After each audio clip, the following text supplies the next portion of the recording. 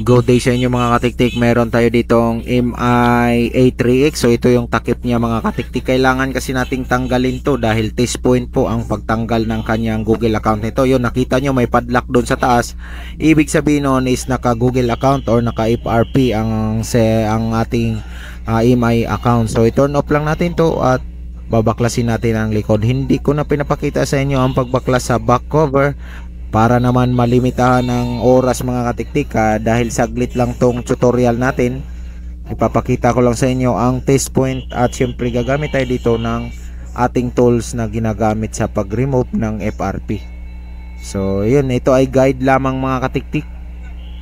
So kapag kayo ay first timer nyo yung gawin ay wag mo nang tangkain mga katiktik dahil baka masira nyo pa yung pagbaklas sa yung cover. Pero dahil cellphone nyo naman yung gagawin nyo, walang problema yung mga tiktik kung masira nyo kasi sa inyo naman yan sarili. So ito mga katiktik, i-remove mo yung battery dito, disconnect mo yung battery mga katiktik yan, tanggalin mo sa battery terminal at ito po yung test point niya yan.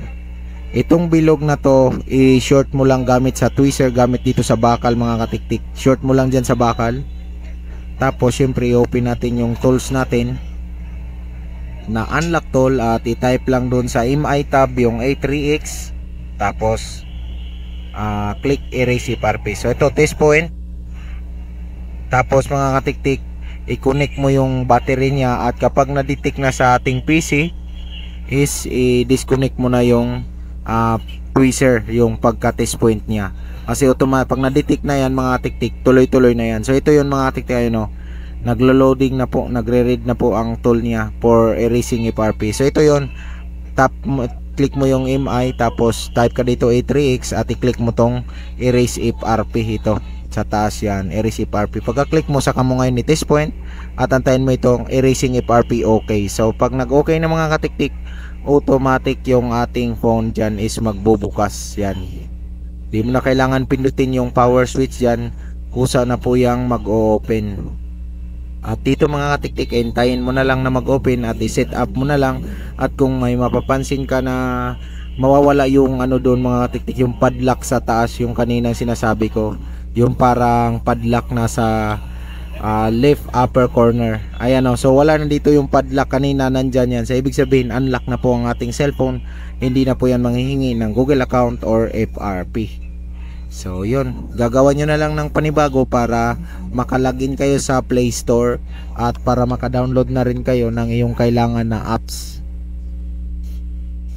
So ito mga katiktik, naglo-loading dahil nakakonect tayo sa Wi-Fi. I-back lang natin at pindutin tong set up offline. Yan, set up offline ang pindutin natin para mapabilis yung pag set up natin sa ating phone. Yan, so hindi na po nanghihingi yan ng Google account. Sana may nakukuha ka ditong idea mga katiktik at huwag naman sana kalimutan i-like ang video na to at syempre kung may time ka pa mag-subscribe ka na rin para maging updated ka sa mga i-upload ko dito na tutorial mga katiktik. Ayan, so loading lang, antayin lang natin na matapos hanggang sa makarating sa ating home screen.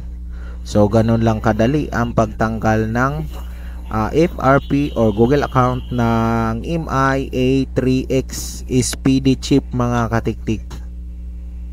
Ayan, so antayin na lang natin. So ipapakita ko again ulit sa inyo, ito yung erasing FRP okay. Yan, antayin na lang natin mag-load yung ating cellphone. So yun lang. Dahil medyo matagal talaga dito mga katiktik yung loading nya. Normal lang po yan mga katiktik na antayin nyo lang at masiset up din natin yan. So antay-antay lang. Yun, ayan na mga katiktik. Pindutin natin yung yung power switch ito sa baba. Yan, so kung mapapansin nyo, nasa na tayo, home screen mga katiktik. Ayan, so nagbubukas na yung ating phone. At syempre ibabalik ko na lang yung case niya mga katiktik. So huwag kalimutan ikabit yung fingerprint niya. Yan, ito yung wire na to, yung flex pala, hindi wire. Ito yung flex na to, ito yung fingerprint at yan ang huwag nating kalimutan isalpak dyan. So after mo may salpak yan, ay restart mo lang ang iyong phone mga katiktik, kailangan mong i-restart. So hindi ko na ipapakita mga katiktik yung pagkabit ko dito sa tornilyo. Ang importante, alam nyo naman kung alam nyo kung paano ni-remove natin yung FRP. Maraming thank you, hanggang sa muli.